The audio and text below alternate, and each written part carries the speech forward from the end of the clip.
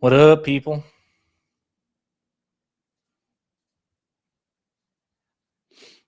Jacob the Great, greetings from Charlotte, North Carolina. Hey, that's where I am.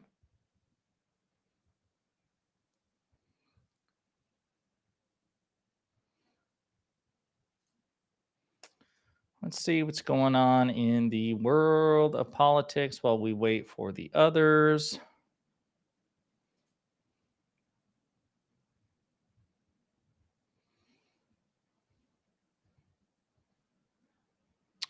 Damn, look at this guy. We're going to like this. This guy here, going to like this too. Steve Ratner, CNN, or maybe you think he's an MSNBC politics correspondent or analyst. Inflation dropped to 2.9% in July, another data point in support of a coming rate cut. I want to say towards the end of last year, they signaled that there might be 3. And then, of course, there's been none so far. And we're what, 2/3, 3/4 of the year through. So we might get 1.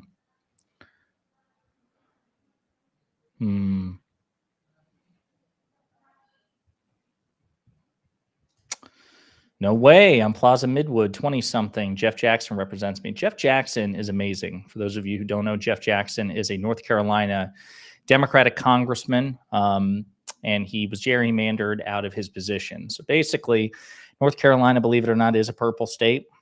It's kind of like Wisconsin in the sense that it's basically 50-50, but Republicans have done everything in their power to gerrymander the fuck out of it and maximize their institutional advantages. They were able to do it again. We've been able to reverse it in Wisconsin, but North Carolina has actually gotten worse because of a recent Supreme Court election. Republicans got control of it. They challenged the maps, the Supreme Court, the Republican Supreme Court in the state basically allowed Republicans to overturn the results. And so a 7-7 congressional split, I think, is going to go like 10-4. So Jeff Jackson saw the writing on the wall, and he said, I'll just run for North Carolina Attorney General. So he was a really good congressman. Going to miss him a lot. What's up, Kana Boy? Hello, Josiah from Pondering Politics. How's it going? Tired, stressed, busy, but not bad. What are you stressed about? So I've been putting out 6 videos a day, which is a lot. It's like 33% increase. And my work computer gave out. So I just send it back to CyberPower PC for them to fix it because I'm not a tech guy. I had them custom build it. And it took them a month. They sent it back. It wiped everything out, even though they said they only replaced the motherboard. And my understanding is it shouldn't do that. But it was like booting up a new computer. Go to turn it on the other day. It's a paperweight again. So I had to take it to Geek Squad instead. They've had it for a week and a half. After recording my 6th video, I had to run to Geek Squad, pick up the work rig and bring it back here, and it's been nonstop. It's been crazy. I haven't had time to really breathe. How are you? Sounds like you need a guy. You know, I've got a Turkish guy who's just like, I know everything there is to know about computers. Bring him to me. And he's been excellent. You need a computer guy, Josiah. Yeah, because it's definitely not me. Let me tell you. Just don't have the bandwidth for it, nor the interest. Are you pretty tech savvy? No, that's why I've got a guy. I've got the Turkish computer guy in my local area. I don't even know how I don't even recall how I found him. I think I just Googled computer person, and then maybe he was an imaginary friend that you've like manifested into being. Maybe that could be it. That could be it. You know, it's been a stressful few weeks. I could be imagining things, full hallucination. I will say his office is a little bizarre. He has I guess sometimes commercial real estate, your space can be really, really small, right? So like you go into his business and it's like his address, his business is just in a commercial real estate building. And you walk in, you get to his actual door, you knock on the door, and his whole business is just like, he's in a closet, basically. He's got a room that's maybe like 10 by 12 or something, like a very, very small room.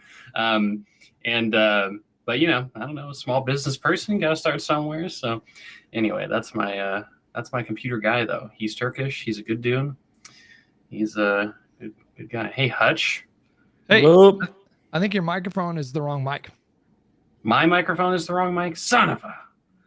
Why does nobody say anything in the chat? This is all you guys' fault. Is that right, Josiah? Is that the wrong mic? There we go. He sounds There you fine go. to me. That's better. Say There you something go. now.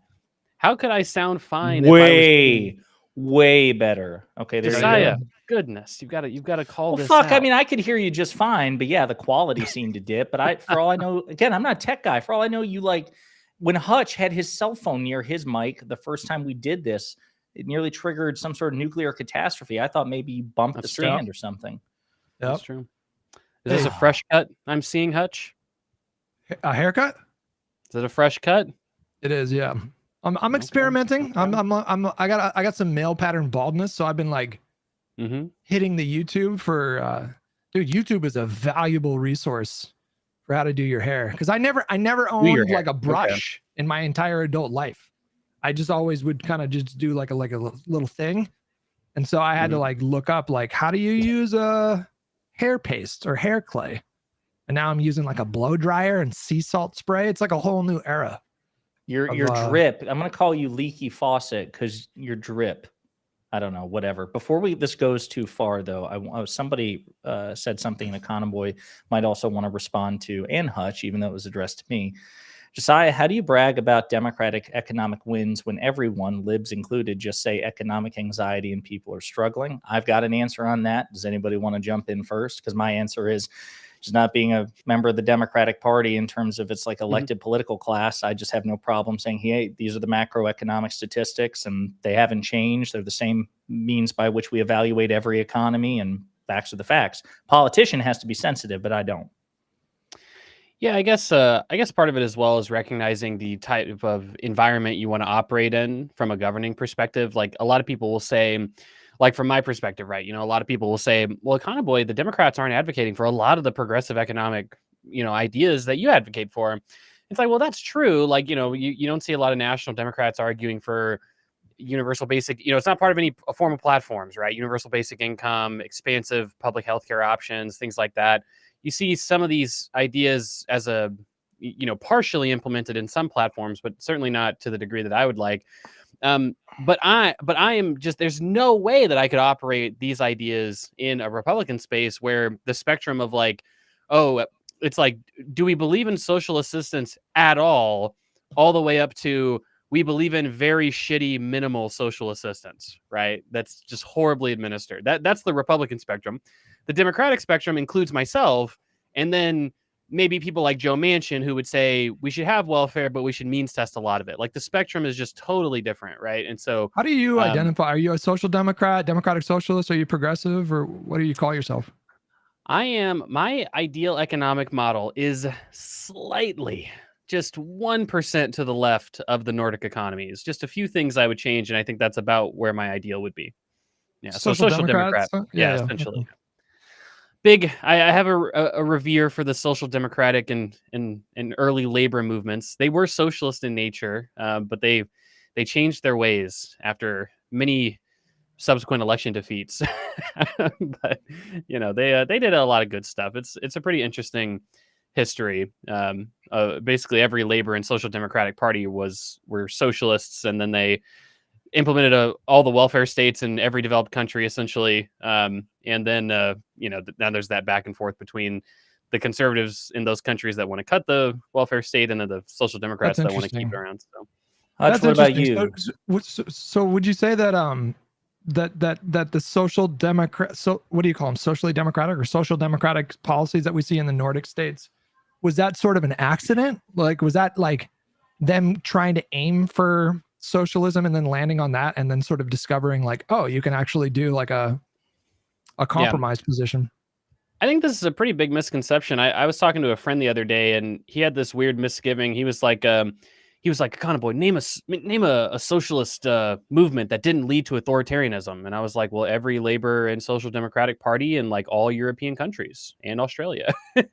And because if you look at the history, I mean, Clement Attlee, who was the founder of essentially the British welfare state and the NHS, I mean, he was a committed socialist, right? He believed in abolishing private property and collective ownership. And from their perspective, it was electoral in nature, right? So to answer your question, my assumption would be that they just felt like they could get elected as socialists, but on a specific manifesto platform that didn't include literally just nationalizing every single thing, right? That they were incrementalist in nature.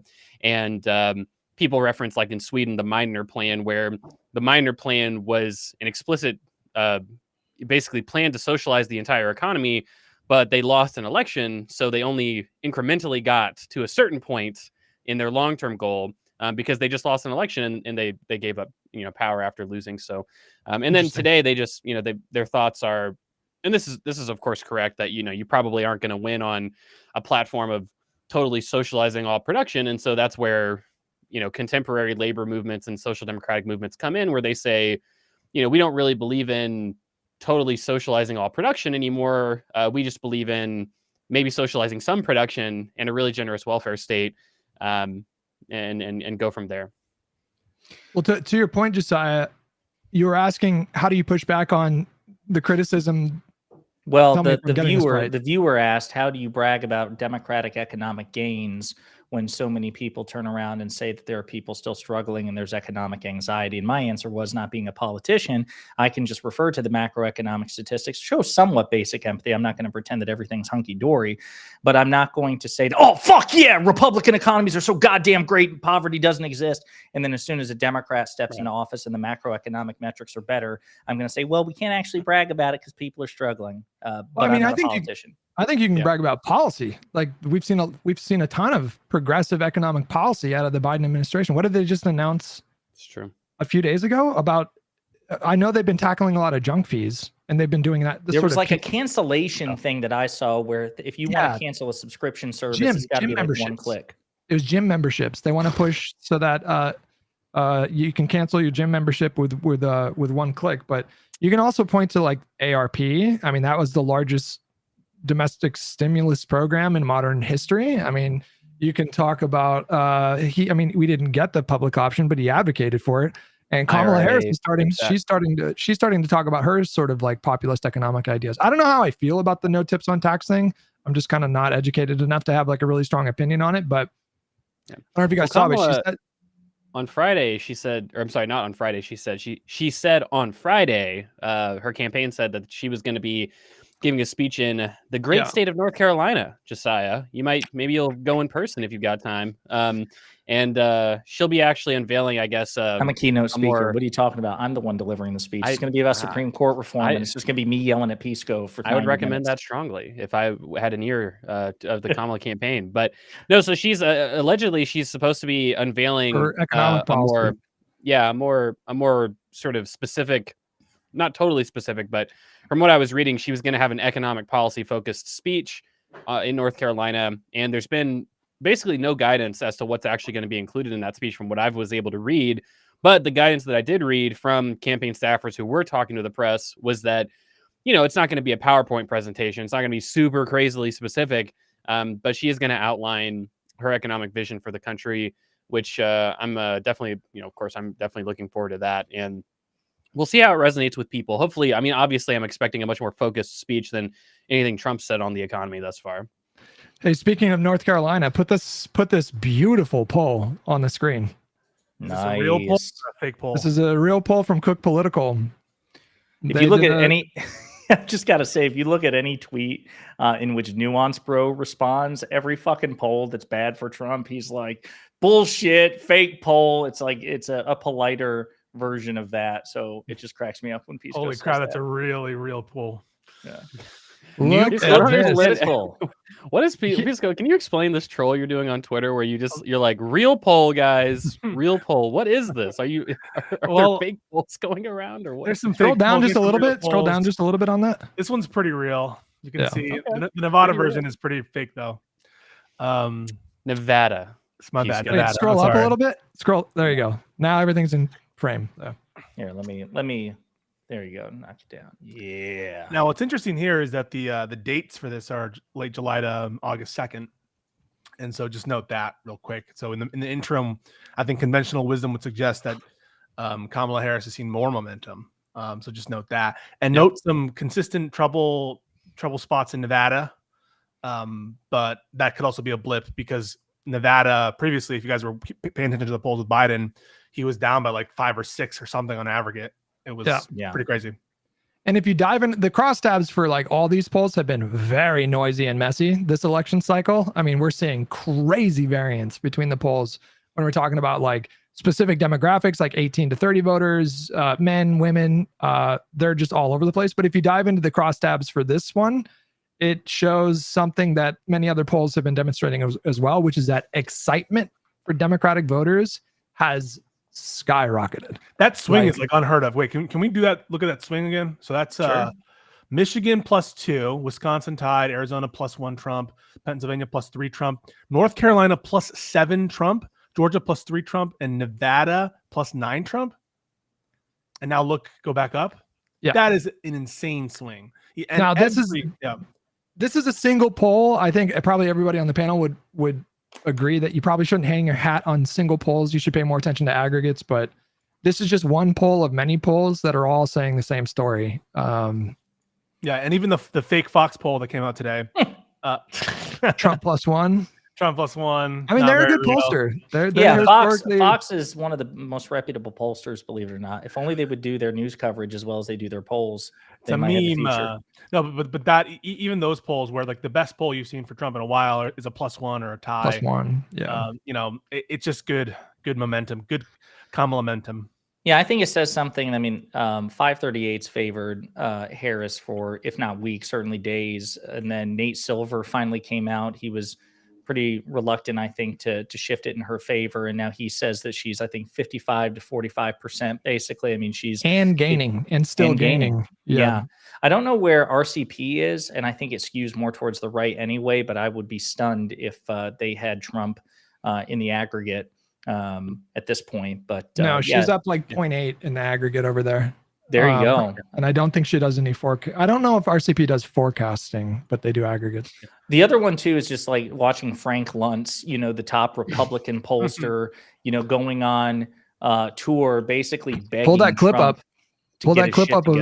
Did you see that one clip? There's one of him asking how many of you guys were going to vote for Biden, and then how many of you guys are going to vote? Oh yeah, well I can't. It's like there's so because he's been on CNBC Squawk Box, he was on CNN, he's been on like there's like 40 of them circulating because I've done videos about them. But yeah, like swing state voters who had previously voted for Trump. I mean, the shift is stunning. None of them are planning on voting, according to one focus group that he ran for Trump. That's staggering. Okay. Begging Trump. I got one more poll for you to look at real quick, and I think this is almost as interesting as the poll that I just mentioned here. So pull that one up and show people. Sure. Well, let's take a look. Hear me out, guys. Florida? Question mark. New Florida poll by FAU Main Street Research, which is a B+ pollster. Trump 2 percentage points higher than the vice president with RFK in there, and then up 3 percentage points in a head-to-head without RFK. Damn. Now, it might be that this is another sort of mirage for us, and it's out of our reach. But tell me if I'm wrong here. Does it not make sense? Like, let's say 3 more polls come out, and she's within the margin of error.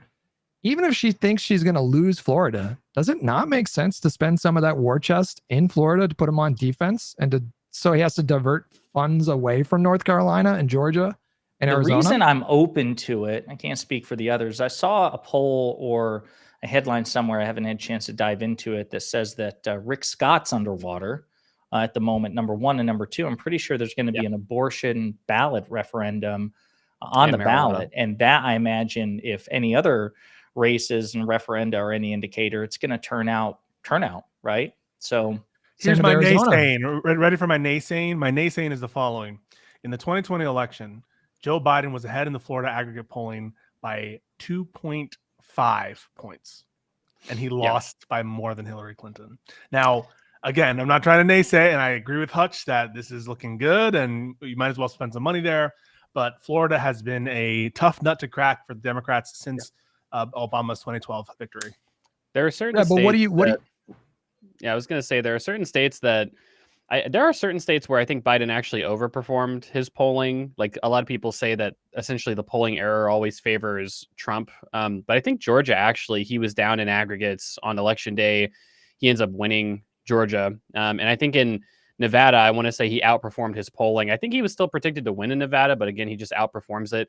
But Pisco's right that in almost all of these states, there was maybe a 1 or 2 point polling error where either essentially a disproportionate amount of undecided people in polls decided to go for Trump. So like, for an example, I just hypothetically, like Biden might be polling at 50% and, you know, what do you call it?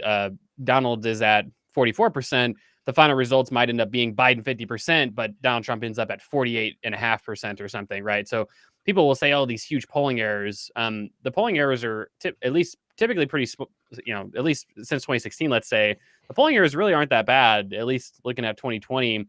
But of course, like when we're talking about winning Georgia by 11,000 votes. I don't know, Econoboy. In Wisconsin, the polling average in 2020 had Biden ahead by like almost 9 points. Pretty bad polling. Some of the states are crazy. Yeah, I think well, again, but when we say 9 points, what we're talking about is the differential between people who said they were going to vote for Biden and people who said they were going to vote for Trump, right? So that's what I was saying at the first part, where so many of those undecideds, like you'd figure that roughly undecided people might be 50-50 or something like that. It just turns out that a lot of those undecided people decided to vote for Trump. But if you look at the top line, if you look at, well, what was the predicted vote share of Biden, that's actually a much smaller error. And that's why I'm saying, like, if Harris goes into election day in November 5th, polling above 50% in these battleground states, while it's the case that you might end up getting, Harris +9, but she ends up winning by 2 points. Well, yeah, but if it's just because undecided voters end up in minority voting for Trump, I still think we can trust the polls and predictively say, hey, the polls on that day say Harris is getting above 50% of the vote. She's probably winning this state. That's not really what all the polls are saying right now, but that's kind of my read of the polls so far. So there's a couple things to touch on here. The first one is that we've had a couple rounds of primary / special elections. Washington last week, Wisconsin, and Minnesota last night. Are there any other states last night, or was it just those two? No, Minnesota. You said that. Yeah. I think Vermont had some stuff in Connecticut, but none of it was as important as the states you mentioned. Right. So what we observed in Washington, and I believe in Wisconsin and Minnesota, was that primary voters were something like 5 to 7 points to the left of 2022 voters. What we can also say is that, and we've mentioned this before on the pod, it is true that the polls in both 2016 and 2020 underestimated Trump. That's true. Yeah. But what we've observed since Dobbs, starting in 2022, is the exact opposite. Right. Democratic overperformance. Yeah. That's true. That's true for sure. Pick up that ball and run with it. I've been talking a little too much. No, 100% right. 2022 midterms and the entire spate of 2023 off-year elections. It seems like every time a Wisconsin election or ballot referenda comes up, it's just been one W after another. As a matter of fact, if I remember correctly, the major piece of news out of Wisconsin was a constitutional amendment where they're trying to bind the hands of Governor Evers, and it failed spectacularly. So yeah, I mean, I'm with you, Hutch. Like normally I'm a cynic, so I'm kind of more on the naysayer side with Pisco.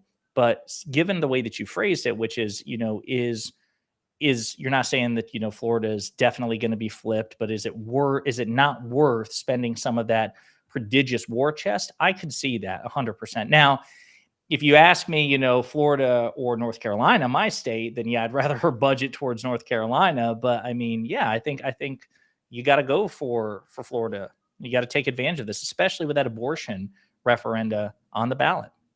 Arizona just announced last night that abortion is officially going to be on the ballot there, which is... I did not see that. Huge. Holy shit. It is hugely consequential, not just for the presidential race, but there's also a Senate race there that's going to be, it's Gallego versus Lake. And he was already spanking. I mean, he was already just dominating that race. But now I feel, if that's the case, I missed that. If that's the case, then now I feel very confident about Arizona. It's officially official. It's on the ballot. God damn.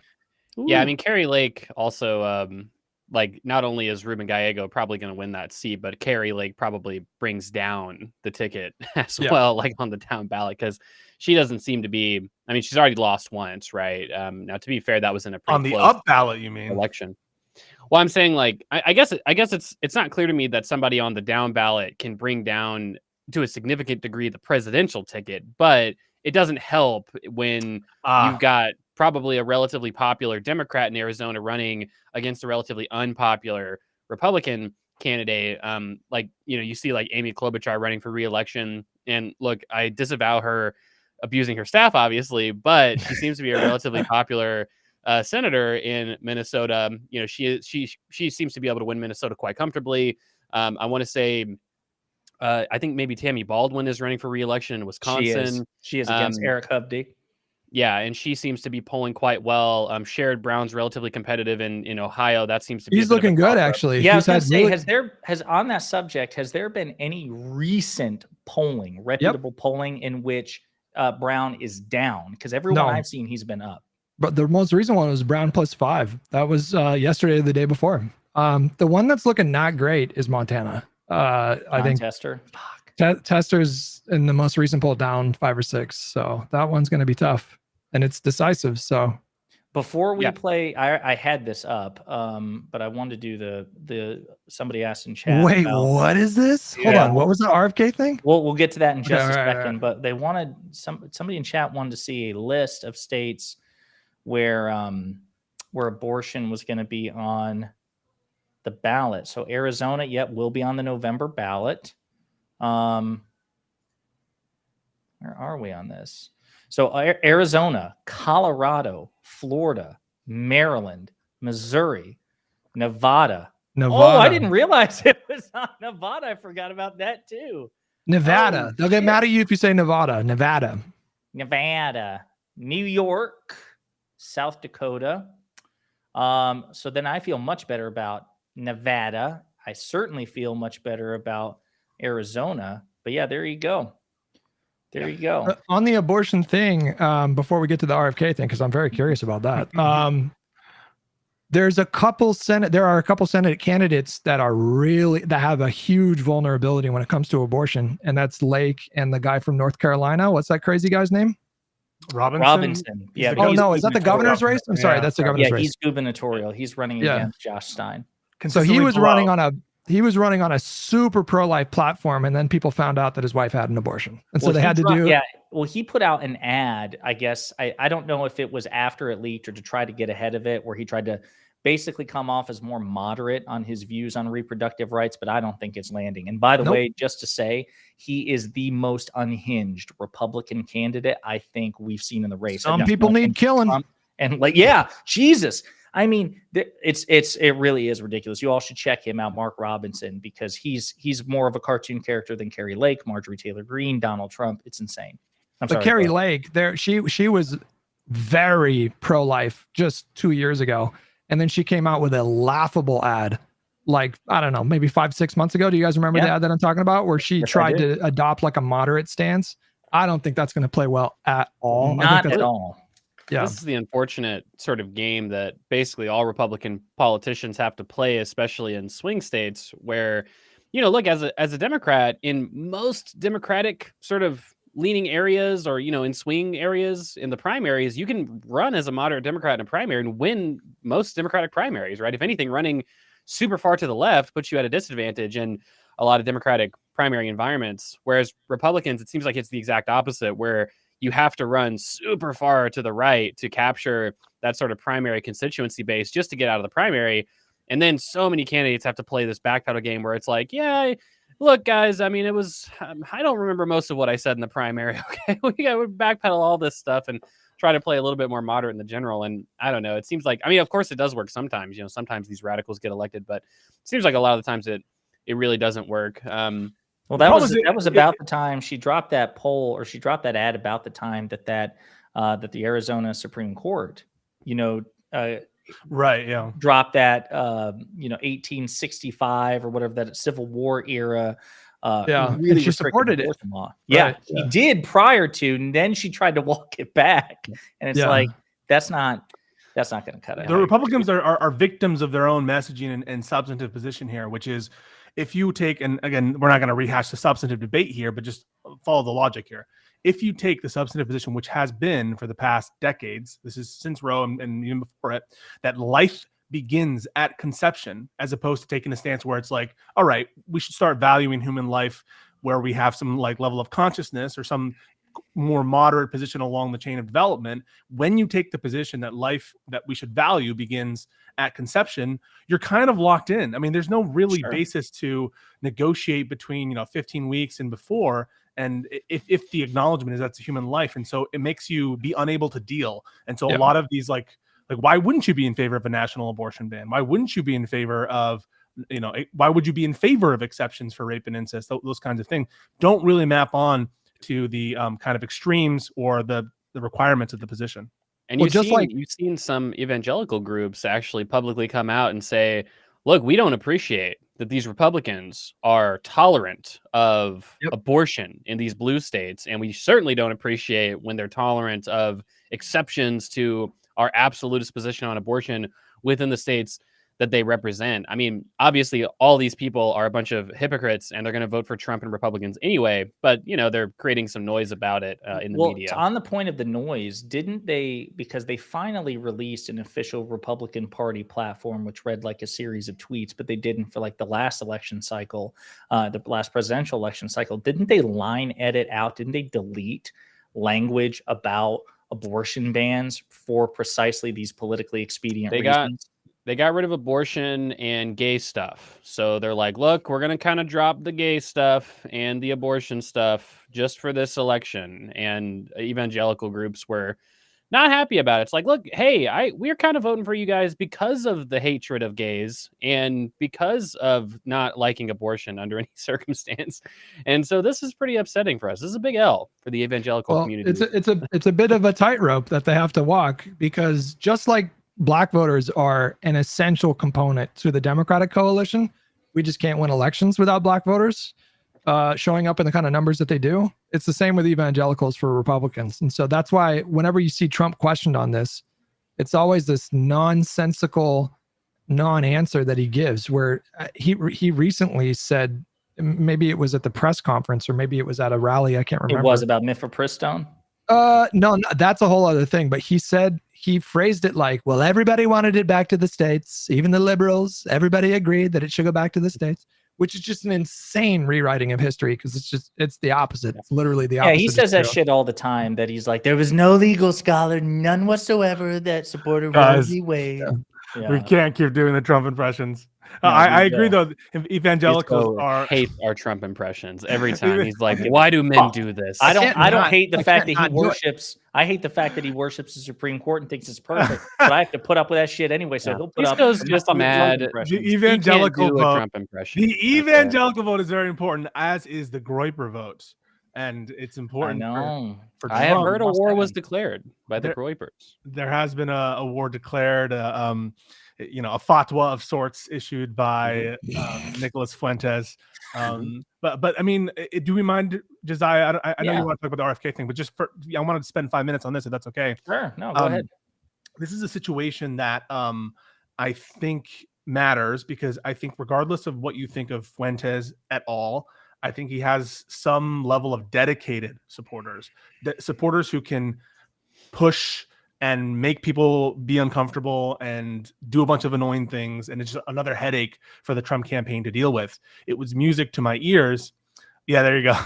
To hear that they were coming out and fighting against the Trump campaign on really some platform ideas that are non-starters. The idea of like confirming that they'll never under any circumstances attack Iran or do anything with Iran. Even if you don't agree with the war with Iran, the Republican Party is never going to do that. They don't want to. I mean, they're criticizing Biden and Kamala for being too like weak and too nice to Israel, and so that's a non-starter. And then immigration moratorium for 10 years, that's also a non-starter for the Republican Party. And so I think so the Groypers, they don't want us to attack Iran. They're in favor because they are very like kind of anti-Semitic. Hang on, I shouldn't say that. They are anti-Semitic, but I shouldn't say that their position on Iran, a position against the war in Iran is necessarily anti-Semitic. What I'm saying is their position on Iran, I think, is grounded in anti-Israel sentiment as well as isolationist sentiment. And They hate the Jews so much that they are in favor of the Iranian regime. I'm not. out of I just want to be No, clear. but that's exactly what you're saying, though. Yeah, That's fine, though. I'm not saying though that just because you're anti-Israel, you're anti-Semitic, or just because you're against war. Or we're talking about No, he's talking about the groypers. groypers. Yeah, he's Yeah. saying that the Literal groypers, They are motivations are anti-Semitic. suspect. Yeah, but yeah, so that's their kind of positioning, and both are kind of like they're non-starters, and so the Trump campaign can't sort of back those positions, and so it's a nice little catch-22 because they're going to keep fighting. Unless they, I don't know how much influence the groypers have. I think what's more relevant concerning Nick Fuentes is that Donald Trump had fucking dinner with him. Like, I think that's going to come up more in the next And he'll few be in months the news. for sure. yeah, Yeah. it should, because it's one of those things that it's so ridiculous that, listen, I understand that anti-Semitism can manifest itself all across the political spectrum. I'm not going to sit here and say that there's not an anti-Semitic element within the Democratic Party, but to pretend that it's comparable to what we see in the Republican Party and have seen in the Republican Party for decades, or really just on the right in general, is ludicrous. And this is something that JD Vance is getting kind of tripped up in because he went on the Sunday shows and they're like, what he said was crazy. What did he say? At what point? Because he said so many crazy things when this question was posed to him multiple times by Meet the Press and,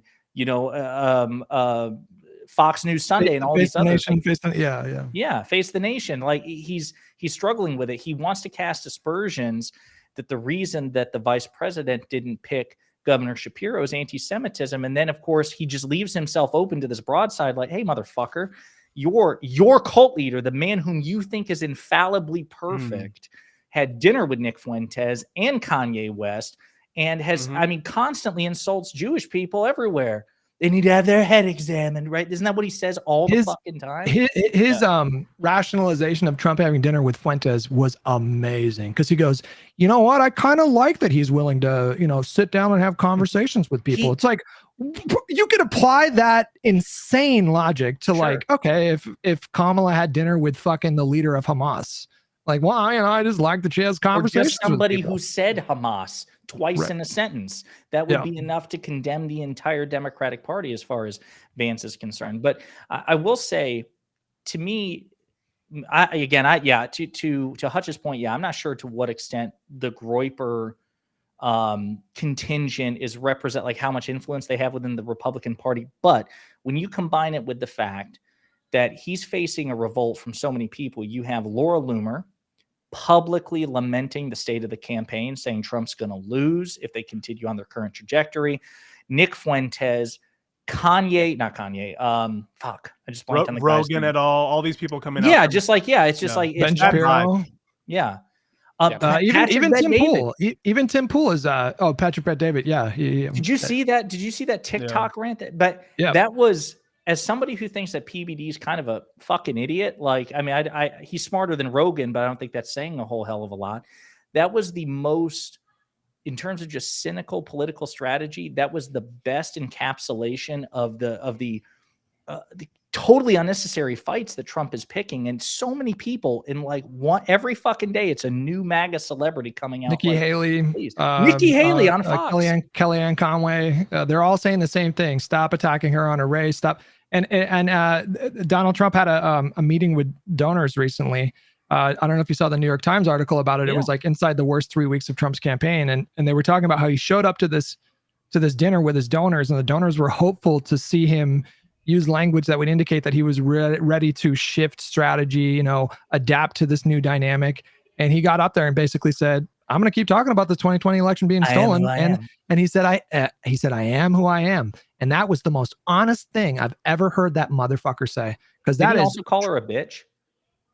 He's reportedly called Kamala. He's reportedly calling Kamala a bitch. There's like a clip of him that leaked from Mar-a-Lago from a really long time ago. It sounds like he's saying she's such a fucking bitch, but when you listen to it, he's actually saying she's so fucking bad.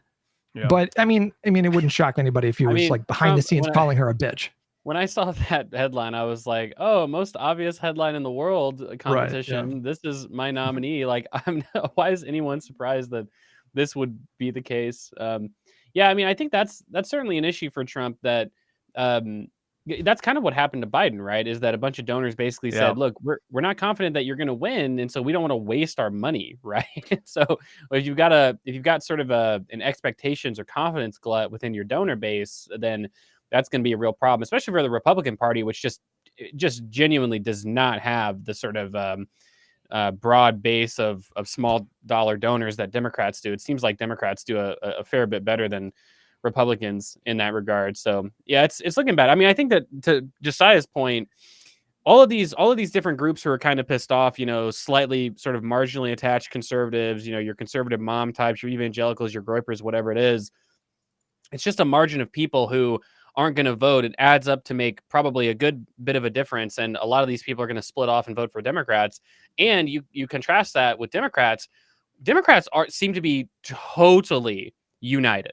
Like, there is almost no significant voice of opposition to this ticket, or even significant voice of criticism to this ticket. I mean, you've got like some people that seem, we could name maybe some medium-sized streamers who don't like Kamala Harris, but I mean, realistically speaking, it seems like the whole of the influence of Democratic Party politics is behind Kamala and Tim. Well, on that subject, can I ask about this, because I'm curious? So I've not seen any. I've heard some people say that Hassan has gone back and forth on the vice president. Where does he fall?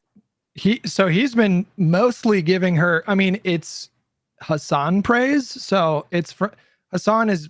I think he's like a secret tanky. He's like a not so secret tanky. Like he sort of skirts the line of full on accelerationism sometimes. And I think there's a fair bit of audience capture there. But if you go to his channel and just look at his thumbnails, I'm not suggesting you do that and pull it up on the stream or anything, and certainly, like, just a caveat here. So for anybody in the audience, if we ever talk about other creators, we're not encouraging you guys to like go in there deep. Don't brigade people. That's but he like, if you look at his thumbnails and his titles, it's very like Kamala is surging, like that's awesome. That's awesome, because I see Trump is fading, blah blah blah. Yeah, that's awesome, because I see it on Secular Talk, I see it on Vosh, I see it on Majority Report, I see it. That's why, to Econoboy's point, I have seen nothing but unanimity. I think there was a brief blip over how the vice president initially responded to hecklers. And I think that was kind of mixed. Some people were like, she was insensitive. Others were saying, no, she actually handled it well. And then the response afterwards at the next rally, she received, it seemed like, a unanimous praise from all comers. And I think the pick of Tim Walz really made a difference there as well, where I think that there were just a lot of progressives, progressive commentator types who, I don't think would have necessarily like been despondent if she had picked Josh Shapiro. And certainly I think that Josh Shapiro would have been fine on the ticket in terms of an electoral viability position. But in terms of achieving that total party unity, it seems like probably Shapiro would have caused, some small margin of people to be dissuaded from the ticket. But Tim Walz kind of, the opposite effect happens, where total unity seems to be achieved with Tim Walz, whereas with Shapiro, maybe we would have gotten 99% unity or something like that. Right? On that topic, did you guys see the one of the DSA accounts, because there's like 50 of them, but one of the DSA accounts posted something to the effect of like, Kamala choosing Walz is proof that our movement has influence. So they were basically trying to claim credit for her decision to pick him. But I sort of tangentially related, I don't know if you guys are familiar with what's going on TikTok right now, but it's amazing what's happening right now. So I'm unfamiliar. Apparently, I don't know to what extent it's happening, but there are a ton of TikToks with massive amounts of views that are going viral right now. There's this like rift that's happening between I don't want to generalize all pro-Palestinian advocates, but I will say the more kind of extreme pro-Palestinian advocates, to the extent that they would say like, don't support Kamala, she's like Holocaust terrorist, like those kinds of creators are getting a ton of pushback from Black TikTokers that are like furious with the lecturing that's going on. Have you guys not seen any of these? Let me pull up one of these clips and maybe... Sure. I mean, I've seen, while you're looking that up, a bit of a schism from like intra pro-Palestinian sort of movements as well, where it seems like that group, that sort of broad, coalition of people is pretty split on how extreme to respond to Kamala Harris, where like certainly there's a portion of them that say vote for Jill Stein, we'll never support killer Kamala or whatever it is. But it seems like there's a lot of them that are like, yeah, actually Kamala seems to genuinely be better than Joe Biden. And, we'll give her a chance, I guess. I mean, she's not the president right now. So let's see. I hope you're trying to pull it up. Yeah. So there are dozens of clips like these. All right. I wish the fuck one of you bird brain ass single issue voters would bring your ass over here and try to shame me for who you think I'm gonna vote for. I love how she Have y'all lost started. your minds? This is why black people don't believe in allyship, because as soon as we do something you don't like, your anti-blackness comes out. For y'all to be sitting here demanding anything of Kamala, of black people, of anybody is fucking asinine. Because what the fuck have you done for other people? I've spoken out on Palestine multiple times. I've also spoken out on Congo and Sudan multiple times. How many times have you spoken out on other issues? Palestine has been the dominant news. Outside of our national news, it's been the dominant international news. They've gotten all the coverage. They've gotten all the help. They've gotten people marching and donating and sending money and food and aid over there. And that's not to say that they shouldn't get it. They should, but they're not the only ones dealing with a fucking genocide. But that's the only thing you guys care about because it's the only thing you can care about. You have to feel like you're related to something to actually give a fuck about it. Black people aren't like that, which is why so many of us did speak out on Palestine and other issues. Because so it goes on and on like that. I don't know if we're gonna, but there are dozens of these kinds of clips. And in fact, there was a black TikToker that she had like a smaller account that actually like live debated someone that had called her out. Oh wow! And it was like 10 minutes, and the black creator was going the fuck off, like she was pissed. I think what's important to realize, at least with clips like that, is that she's not like just like calling out the pro-Palestinian people generically. She's like, people are hating on me.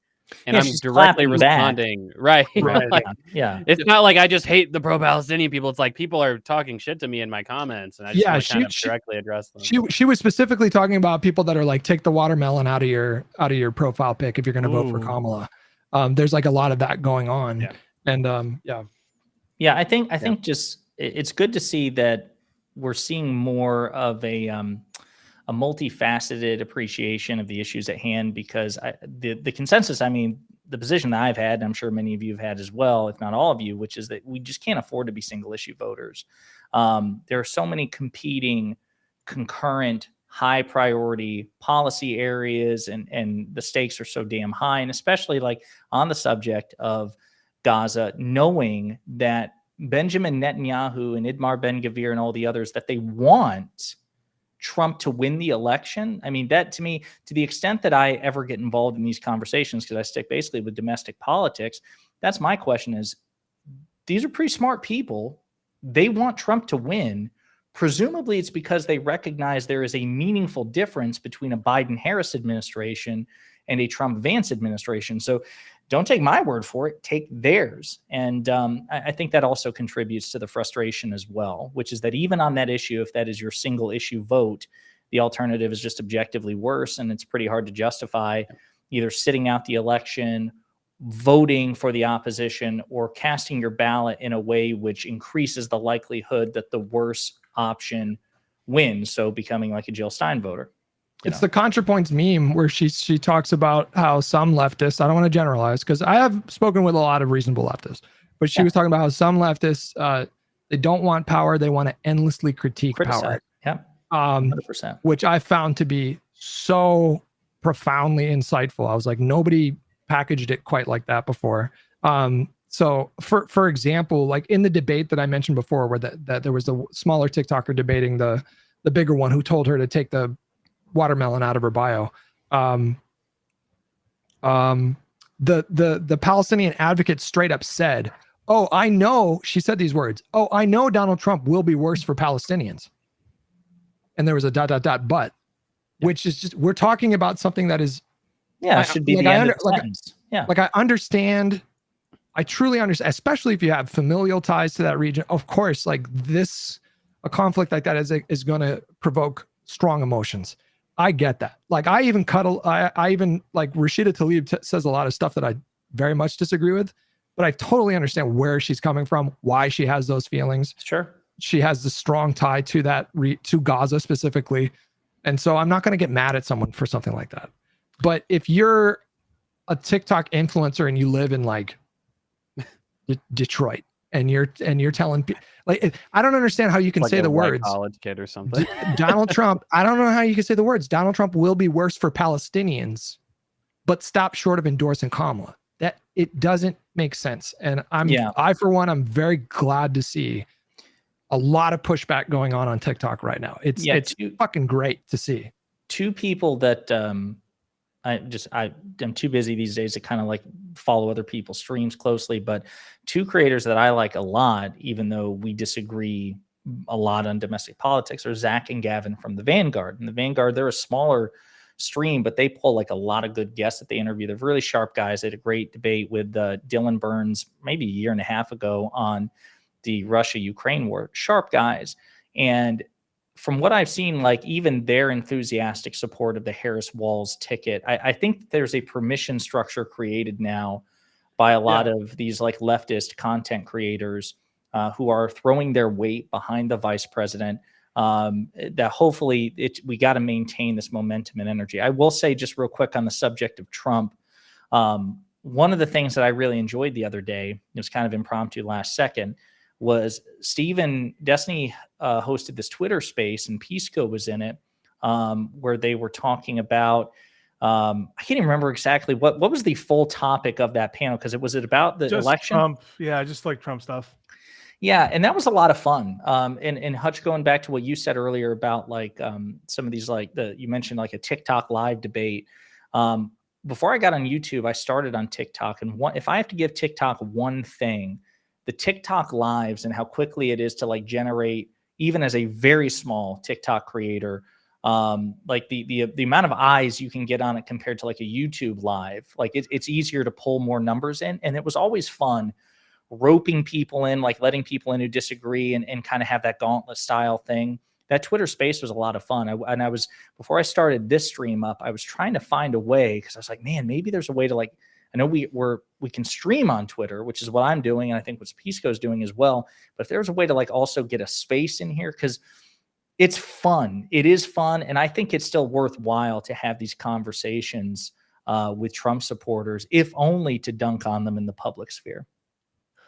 Yeah, I've been engaging a little bit more with Trumpers on Twitter myself, responding to tweets and stuff like this. I guess Twitter's algorithm has really stepped its game up, because as soon as I responded to like one conservative, now my For You timeline is just all conservatives, and I can't, it's like, oh, this is a vicious cycle. I can't stop so many conservatives on my timeline. There are a lot of bots too, man. I've been trying to be better about just hiding and blocking people that I think are suspicious, but I'm noticing like even more bots than 2016, and that was a shit show. I don't know if you guys remember that, but I might be arguing with bots.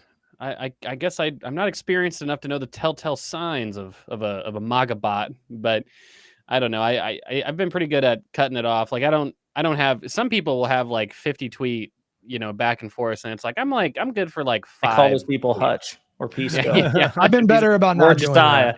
Yeah. I've been better about not doing it. I'm good for 5 at the most. After 5, it's like it's just so one thing I will say before Pisco jumps in on that subject, because I don't have the stamina that they do for the back and forth. I have quite a bit, but not to that extent. And eventually my pitch is, if it's clear that we're going to have like an infinite back and forth, I just throw out the invitation. Let's have a conversation. We can do it publicly, or if you're not comfortable with that, privately, like a voice chat, while I can multitask or go for a walk. I just don't want to write a book. Yeah. And the number of people who take you up on that, like, it is funny. It is interesting to me how, I mean, you don't have to throw a camera on or anything. You can just have like a little avatar or whatever. I don't have to see your face, but it is interesting to me, the number of reply guys who are very shy about jumping into a conversation.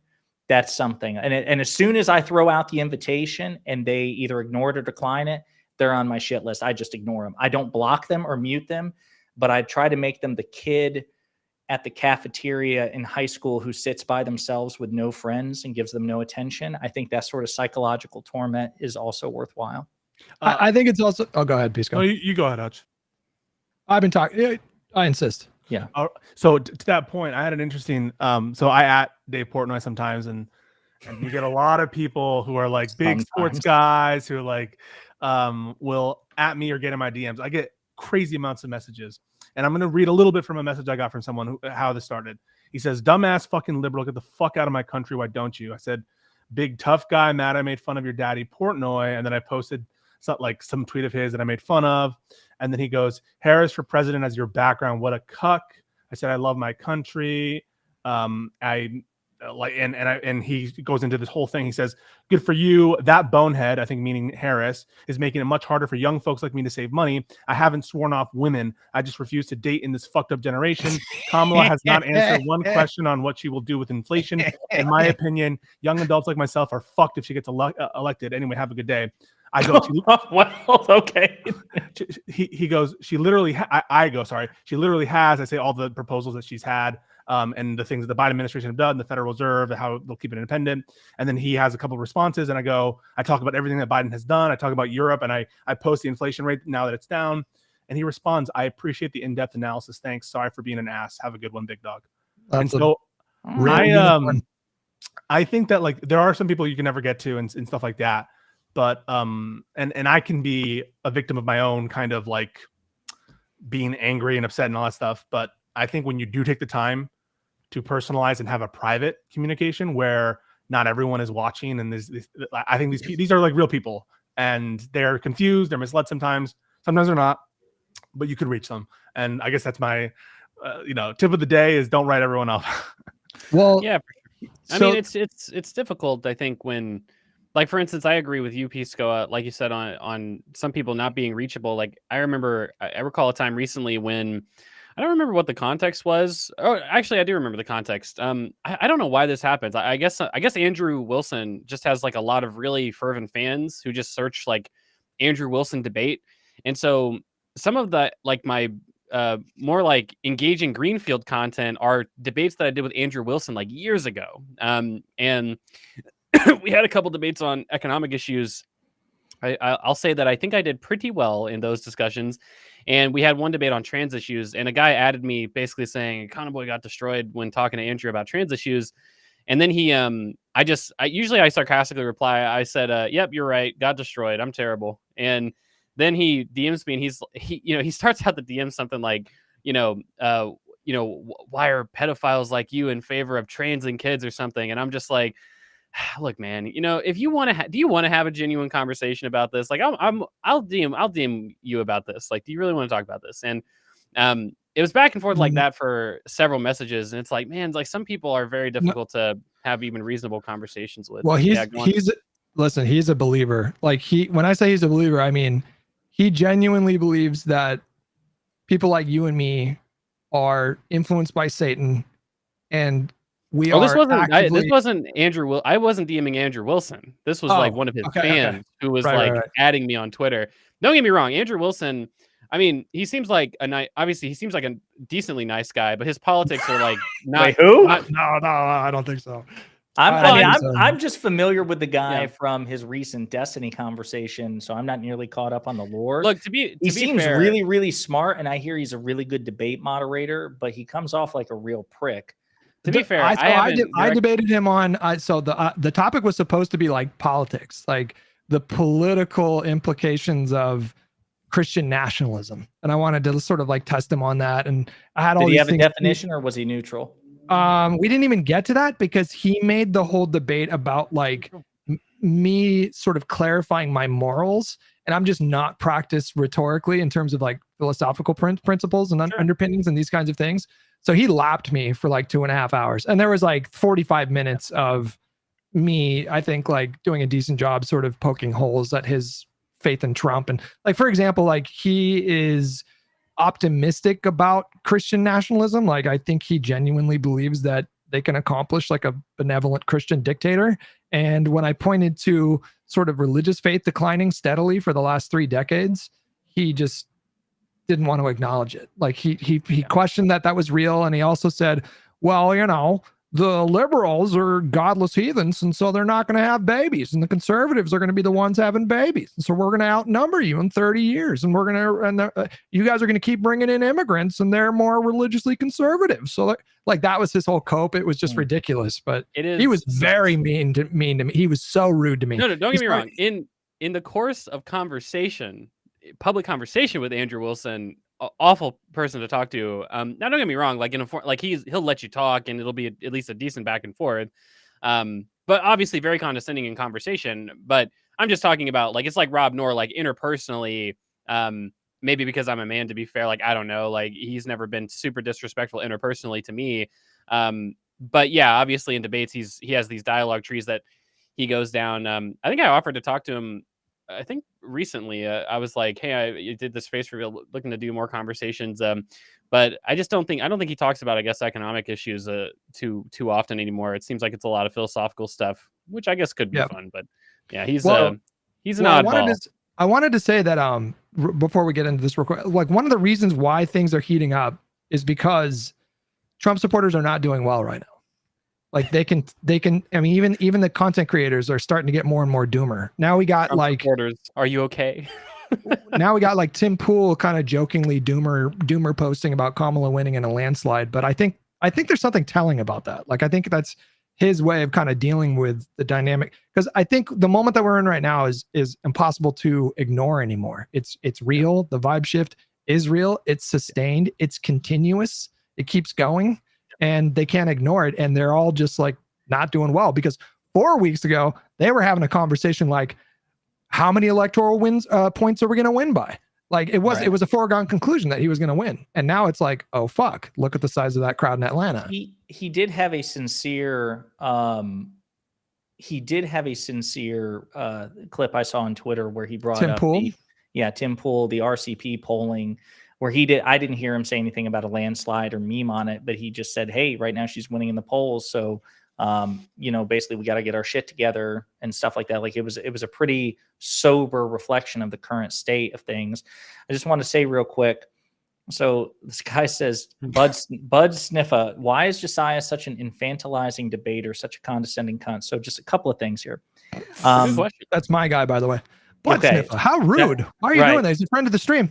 No, right. So listen, so I have two modes. I'm either really friendly and very gentle in conversations, especially when I think it's a bridge worth preserving. This is something I'm currently grappling with in conversations like with Sitch and Adam, for example, because I tend to let them run roughshod because I don't want to piss anybody off and risk burning the bridge. Walk on eggshells, if you will. Yes, walking on eggshells. And then the other mode. He blocked me. Did I tell you that? Say what? I saw. I finally got the Adam block. Econo Boy's the last one left. We'll talk about that in a second because I'm curious. But then the other bridge will be built on my back. Go on, just the other mode is how it was the other day in Twitter Spaces, and I actually like it. This is why I like popping into like Wick's stream, for example, because he regularly hosts these debate streams, and the people he usually has are really good about, be it Lactoid or Admiral Gibbs or Artemis Fowl. Like they're smaller creators, but they have thick skin. They believe what they believe. And we can exchange fuck yous and get really shitty with each other and then fist bump and call it a day. There's an outlet for that. So it's one of two modes. But I will not apologize for being a prick to a Trump supporter. That's my choice. They support the biggest prick in American politics, and I just don't believe in that asymmetry. I'm not obligated to do it, and I don't think anybody else is either. So yeah, that's my position. So you got blocked? He did. Yeah. When? I quote. It was because I quote retweeted him. I think that was a bridge too far. But he made a joke about how Emain Khalif suing Elon and J.K. Rowling was the most evidence he'd seen so far that she was a woman. Was that the Olympian athlete? Yeah. Overreacting. And so I quote retweeted him with a headline that Trump lost a $475 million defamation suit against CNN.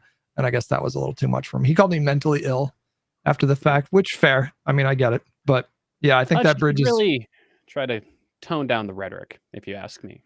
I wasn't even that crazy. I mean, like I go hard sometimes on people. I've never gone like super hard on Adam. Never. He got the kid gloves for me every single time. And Hutch, you can testify to this. I was of the opinion immediately after our conversation, because if you recall, I texted you and I said, I think we were way too gentle in that conversation. Uncharacteristically gentle would be my perspective. Yeah, no, 100%. And this is the challenge. And that's why, as we speak, I'm on the search for a centrist commentator who is not a shy Republican, who says he's centrist or he's a principled nonpartisan, and yes, will complain about Democrats, but doesn't grade Trump on a curve.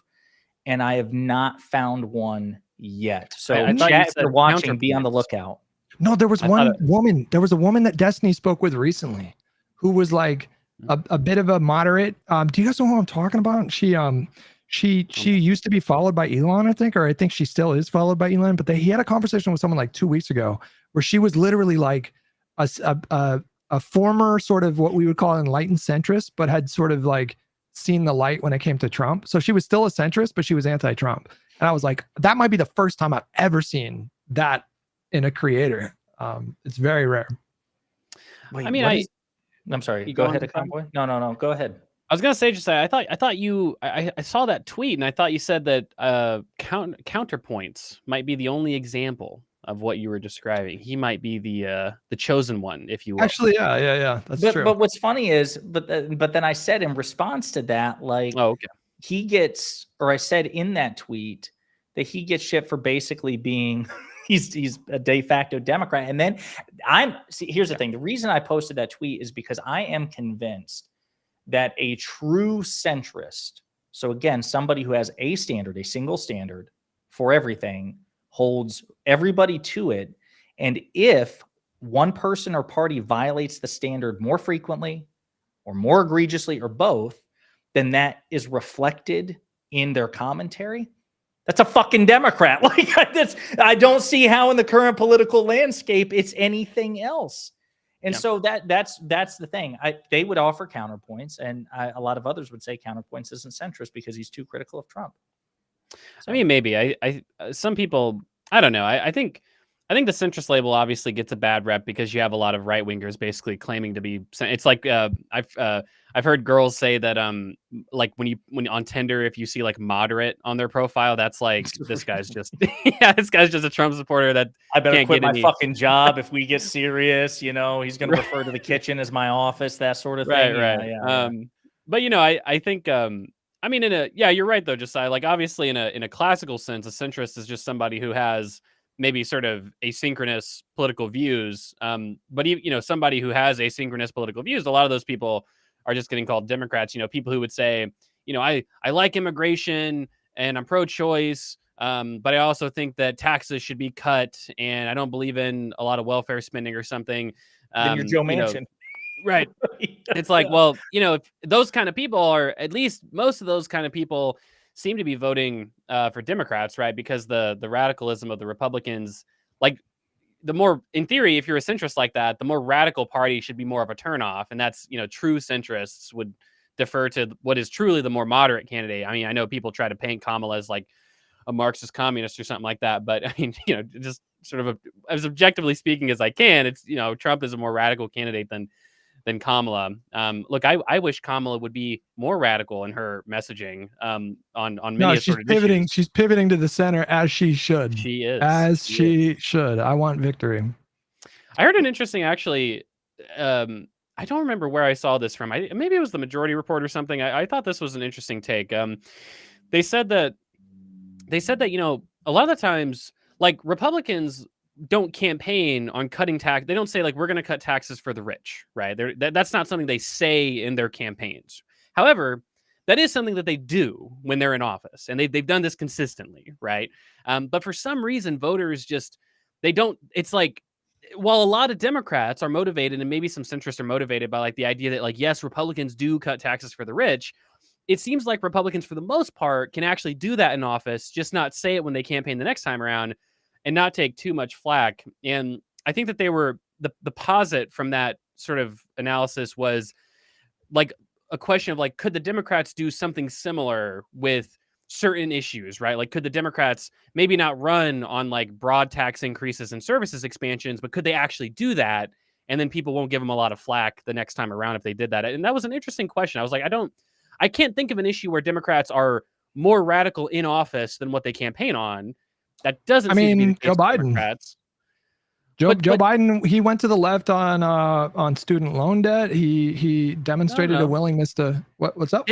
his platform of student loan forgiveness was more radical than what he actually did while he was in office. That's actually no. I'm going to call you out because that's not true. Because he said that he only wanted to do that via legislation.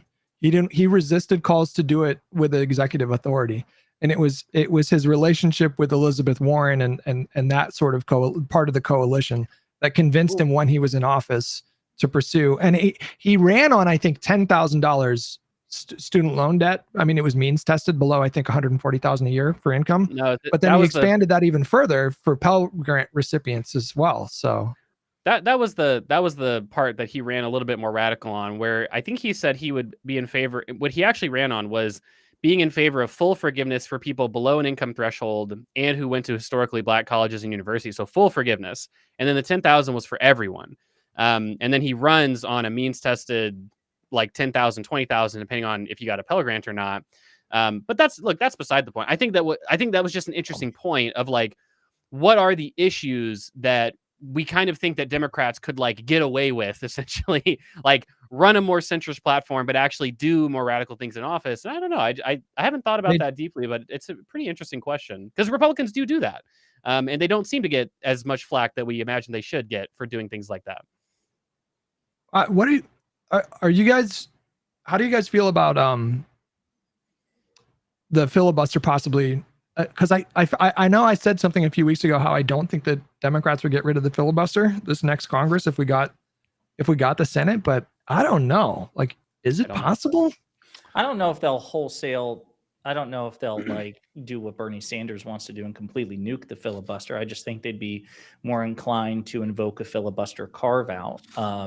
And I think that they would square it away in their heads, like, "Hey, we're not getting rid of it. We're just making exceptions, as exceptions have been made before." Which, again, I'm fine with. The filibuster to me is a tool, and we Democrats have used it in the past to thwart terrible Republican policy, even in the Trump administration. So, until such a time as I think that the country is more reflective of a majority rules principle, where you don't have a gerrymandered House of Representatives, where you don't have a Senate that is so ludicrously stacked in favor of red rural states, DC statehood, Puerto Rico statehood. I've always been kind of iffy on just wholesale getting rid of the filibuster, if only because we've used it in the past. I just think that Democrats should be more willing to toss it out. I think that's flawed. I think if you do a carve out for the filibuster to do like codifying Roe or DC statehood or whatever, the filibuster is going to be gone at that point, because the Republicans are going to, at that point, the Republicans are just going to say like, okay, we are going to go nuts the next time you guys elect us. Right. That's what they did with the Supreme Court filibuster reform, where they basically said, well, Democrats did a carve out for lower court justices, so we're going to do a carve out for Supreme Court justices, right? I have no doubt that the Republicans would just be more inclined to make their own exceptions. I don't know if they'd get rid of the whole thing. But yes, obviously, the more that Democrats are inclined to invoke filibuster carve-outs, the so-called nuclear option, obviously Republicans would respond in kind. But again, that's inevitable. I think that if you take away the filibuster, or if you just make like incremental exceptions on a policy by policy basis, the end result is ultimately the same. But that's where I think it's good. Why I was so excited about Walz on the merits, and why I love the attitude he brings to the tickets. Walz's attitude is, it doesn't matter if I've got a 1-seat majority, a 5-seat majority, a 10-seat majority. The majority is mine. I have the power. You will not obstruct me. If my wishes and your wishes come into conflict and I have the advantage, I get my way. That's a big dick energy that the Democratic Party needs to have. If we win, we win. You lose, and that's the end of it. You come to us. And clearly what he's saying is resonating, because he's the most popular person on the entire ticket. He has better favorability ratings than Kamala, Trump, and especially Vance.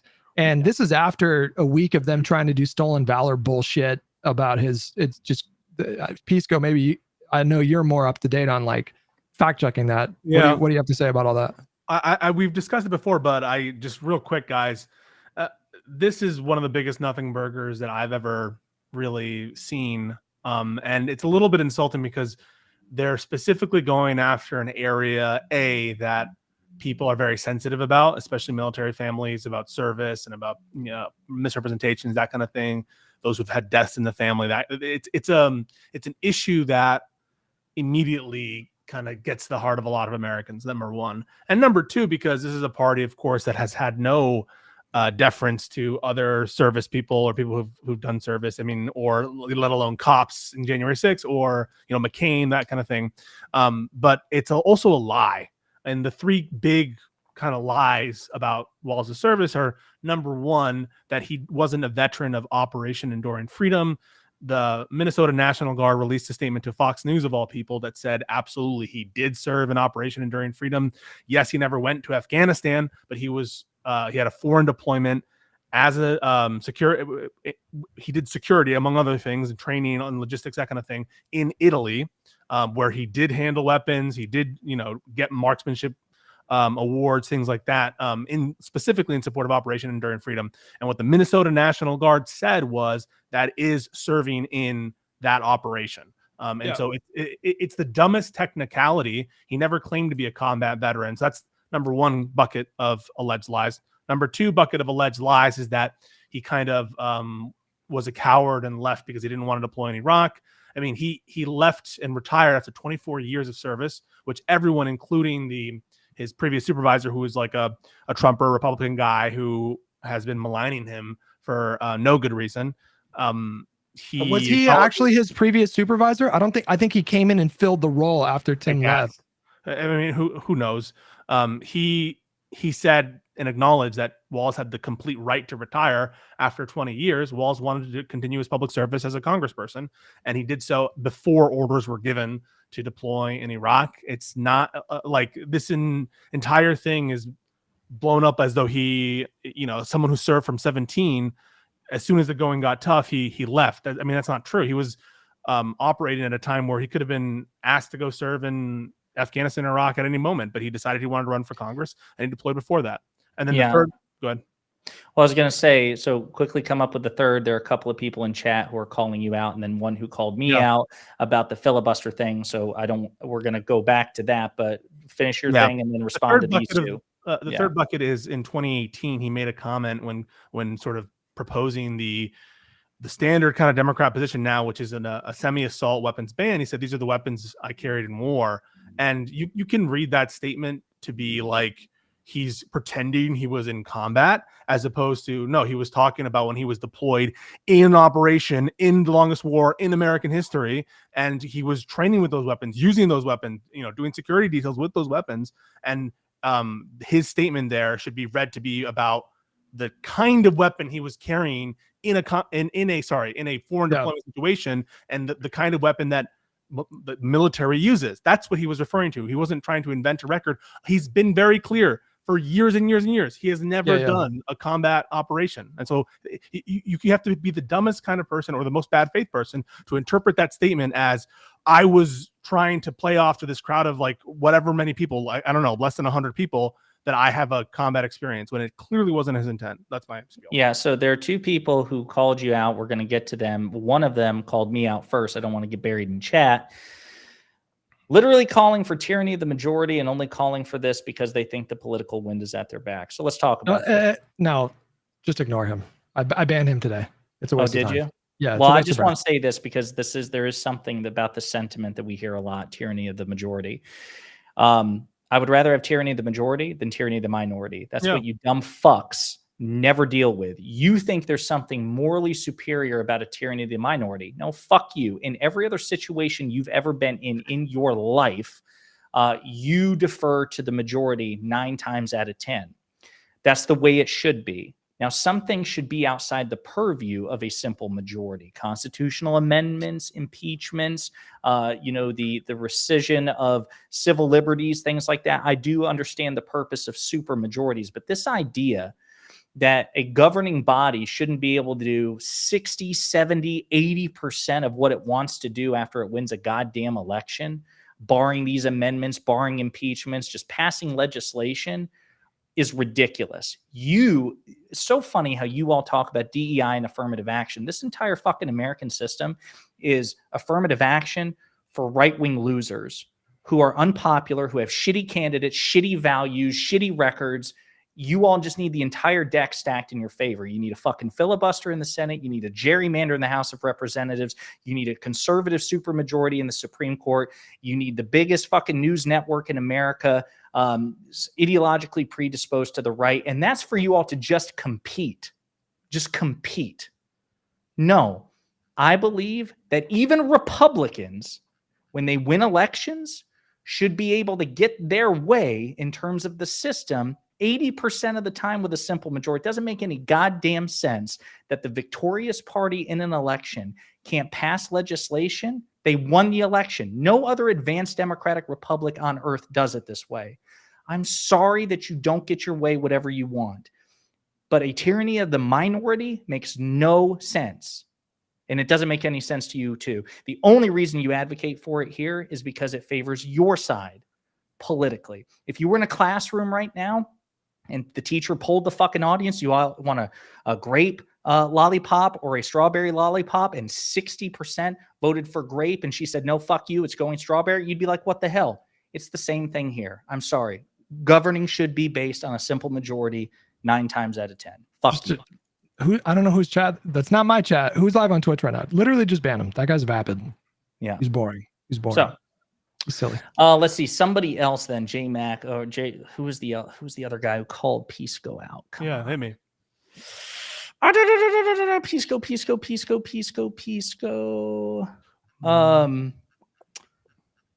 Okay, TL1524. Pisco, this is a bullshit cope. If you never saw your war, you never saw war. There's nothing wrong with that, but don't lie about it and then try to pass gun laws that you never held in combat. Okay. That's just not what the armed services themselves say. If you ask I mean, there's a lot of things to say about that. If Tim Walz said, I served in combat role and I wielded this weapon and fired on people, you'd have a point. You don't say something that's not true. The question is, what did Tim Walz mean? What is a reasonable person looking at each one of the statements that we're examining? What do they take Tim Walz to mean? And if you take Tim Walz to mean in that moment when he's in 2018, when he's saying the weapons I carried in war, that he is trying to invent for himself a background which is apparent to everyone. You know, it's 24 years. This is all records that people can obtain. He has said that he never had a combat role. If you take in that moment that when he says in war, he means in combat, I think that's bad faith. I think the context of his statement, his previous statements, and the literal words and what they mean meant he's talking about his deployment in Operation Enduring Freedom in Italy. That's what he's talking about, where he did receive accreditations for marksmanship, etc. He's not making a point that I'm so amazing because I had this amazing combat record service. He's making a point about the types of weapons that military people use. And for you to read that as stolen valor is the most bullshit, absolutely bad faith partisan interpretation of what he's saying that anyone come up with. And the proof is in the pudding. If this were to happen to a conservative or a MAGA person, all of you would be saying this is an insane attack from the left, and don't even deny it. You guys would all be saying this is so crazy. That's not what he meant. That's not what he said. How many times do we need to have a statement from Trump? Dictator on day one, inject disinfectant into your skin, that kind of thing. We're all like, he is taken out of context, Please extend a modicum of good faith to what Tim Walz was saying and understand that in context, it's absolutely clear he was not inventing a record for himself. That's what I have to say.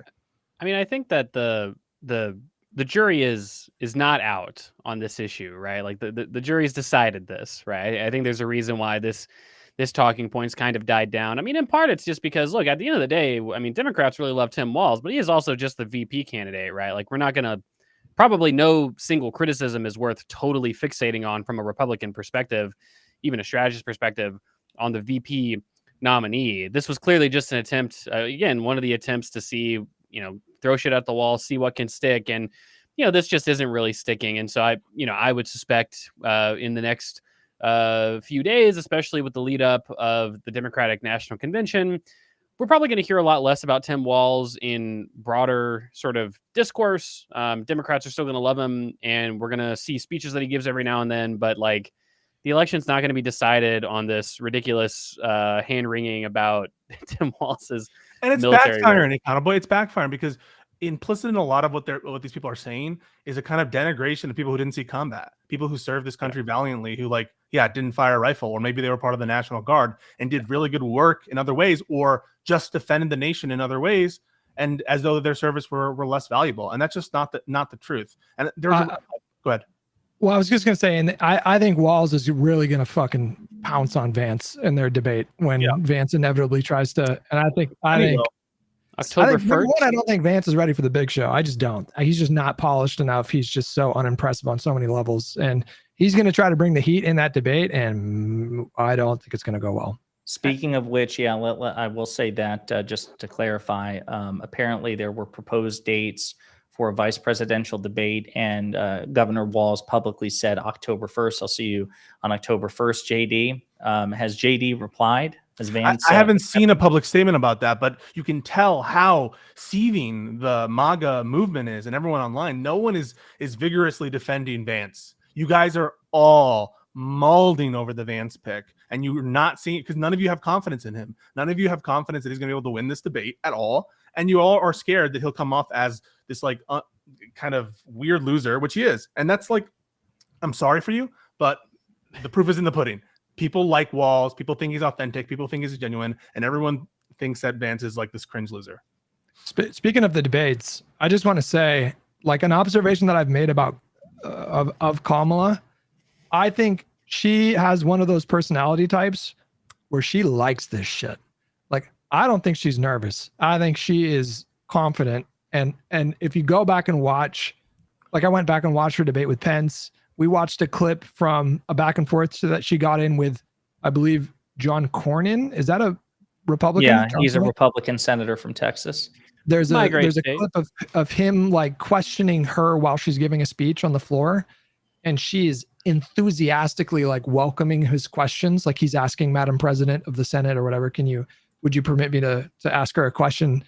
I think she really enjoys this, and I think she's hungry, and I think she is going to fry him. Like, we need her. We need the vice president to be, I think in terms of style and rhetoric, unless she has, like, if I have to choose between like the iteration of the vice president that I've seen for most of her vice presidency compared to her time in the Senate, I want her to be Senator Harris for that debate, unless she's humiliate him. She needs to humiliate him. She needs to completely dismantle the facade of him being the strong guy. I don't think, I think Hillary was too tepid with her debates with Trump. I think Biden got a little scrappy sometimes, but he was way too tepid when we're talking about 2020. Of course, the last debate was terrible. I think she needs to eviscerate him and just completely shatter the mythos that he's built. I don't know if anyone wants to respond to that. They can, but I just want to, once you do, I want to play this clip speaking of scrappy Biden, but you can go ahead and respond to the vice president debate, or the presidential debate. Oh, the presidential debate. Yeah, I think that it's going to be really, I'm going to have a lot of hope that someone can bring the case to Donald Trump in his presence. I was very disappointed by Joe Biden's performance in the first debate, just because there's so much there. This guy's a traitor. This guy was part of an insurrection. This guy, says he's going to be dictator on day one, all this stuff. And you need to bring the fire to him and be like, hey, are you really going to free all the people who attacked the police on January 6th? Like you said you would? Yeah. Light a fire under this motherfucker. Get pissed. Get fucking pissed. And also call him out for how stupid he is too. So like when he refers or defers to his usual stock phrase, nobody knows more about going net zero than me. She should turn to him and be like, Donald, explain. What the hell do you think net zero is? I'll give you my time. You explain to me what net zero is. 100%. And do it every time. Or when he says he got Veterans Choice done, or today he claimed that he got the insulin cap done on his watch. She needs to turn to him and be like, no, that happened on she needs to forcefully she needs to humiliate him. 100%. Emasculate him, humiliate him. She needs to be ruthless, in my opinion. Yes. Go for the jugular, go for the final kill, assassination attempt. The only thing that I would add is that I really, really trust, like, presently the Kamala campaign and Kamala herself have given me as a Democrat a lot of reason to trust their process. Like, they seem to be doing very well in this campaign in terms of the messaging and the strategy, and obviously the ability to speak and deliver that message from the candidate perspective. And so, I actually have a lot of confidence, like you guys. I've got a lot of confidence in Kamala from the prep side and her ability to deliver that message in either the one or two presidential debates that she's planning on having with Donald Trump, and similarly with Tim Walz. And again, that's just such a contrast to Biden, where it's like, clenched fisted just the entire time that he was on camera for the last 4.5 years, where it's like, please Biden, just get through it, you can do it. It's like I don't have to feel that way with Kamala, because it seems like she's got a really good team around her, and she seems to be a really good basically mouthpiece for that messaging. What's really go ahead. No, I was just getting, I'm sorry, you go ahead, and then I want Pisco to respond, and you all, Pisco, somebody called Pisco out again, and then another person called Pisco out again, but I think it's more of a generic question that we can all respond to, and then I want to play this clip from President Biden. But go ahead, Hutch, you first. There's a concept in chess called tempo, and it's a really important aspect of the game. A tempo means that you're making moves that your opponent has to respond to, and you can sort of dictate the position of the board and the flow of the game, and it's hugely important. And I think her campaign right now, they're doing such a tremendous job of setting the tempo. Trump keeps trying to bait her into having conversations about like her race and just ridiculous things.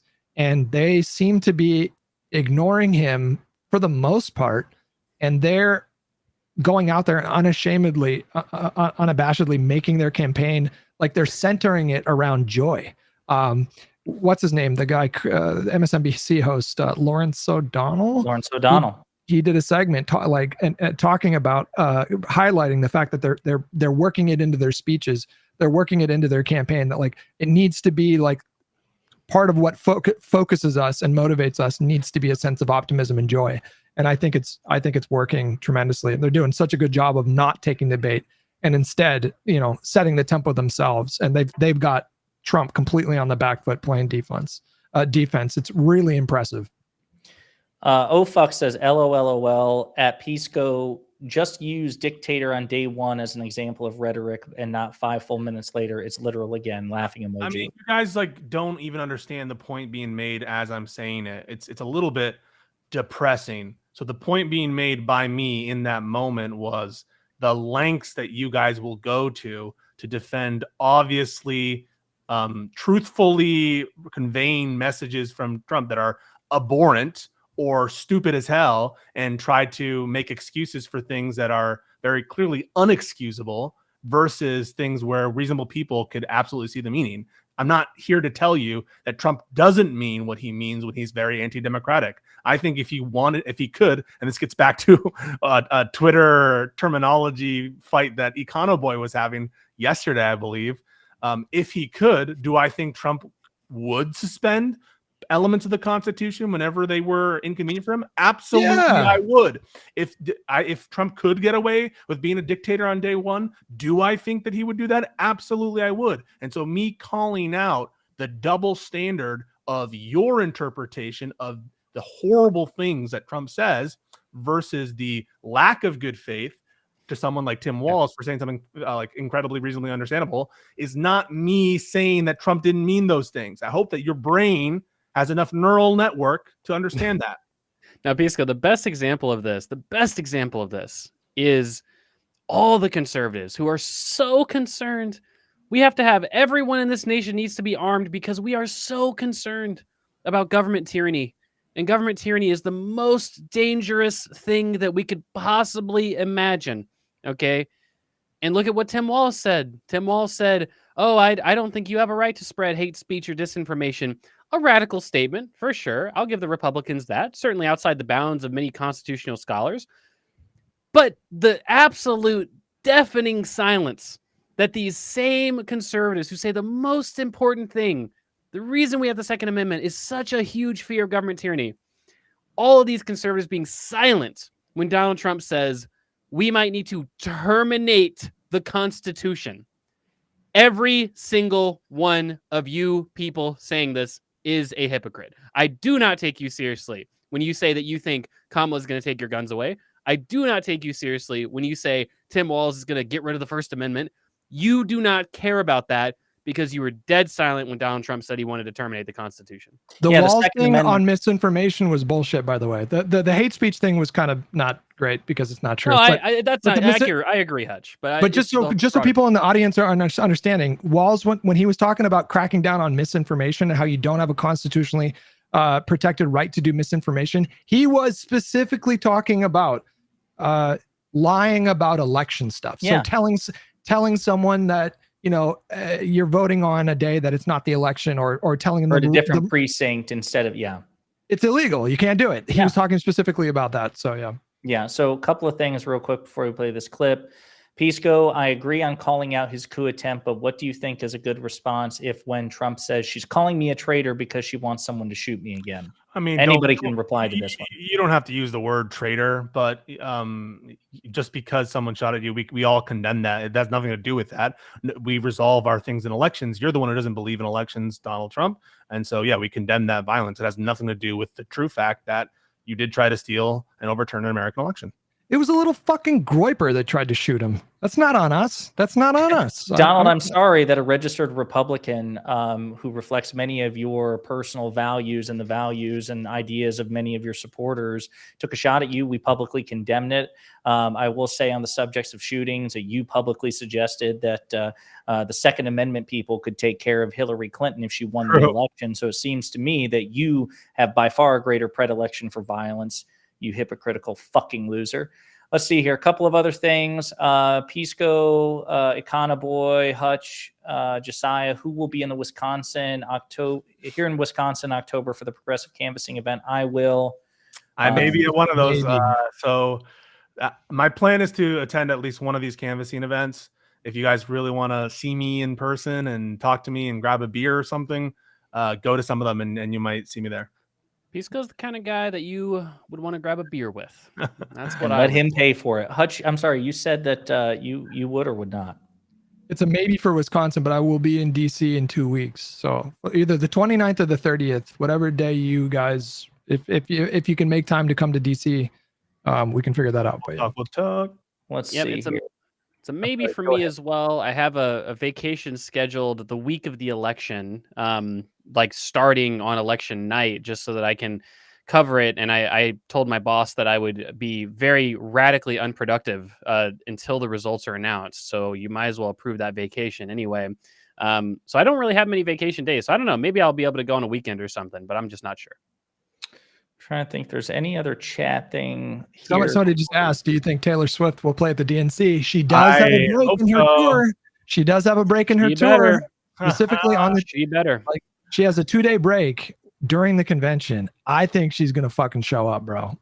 It's time to take out the big guns. We need you, Taylor, and we need everyone, all the Swifties, to get on board and get this motherfucker across the finishing line. And by motherfucker, I mean every Democrat on the ballot. Yeah, nice save there, Pisco.